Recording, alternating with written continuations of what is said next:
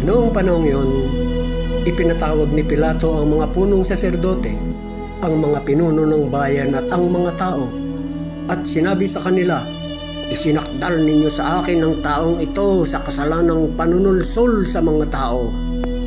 Ngayon, siniyasat ko siya sa harapan ninyo at napatunayan kong walang katotohanan ang mga paratang ninyo sa kanya.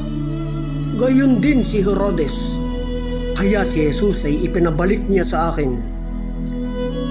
Hindi siya dapat hatulan ng kamatayan. Wala siyang kasalanan, kaya't ipapahagupit ko lamang siya sa kapalalayain."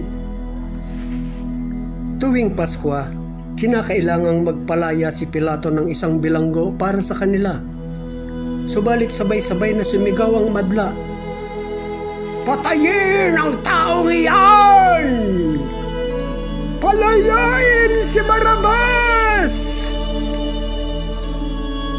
Nabilanggo si Barrabas dahil sa paghihimagsik na nangyari sa lungsod at dahil sa pagpatay. Minsan pang nagsalita sa kanila si Pilato sa pagnanais na mapalaya si Jesus. Ngunit sumigaw ang mga tao, "Ipako sa krus! Ipako siya sa krus!" Ikatlong ulit na sinabi sa kanila ni Pilato, "Bakit? Anong ginawa niyang masama?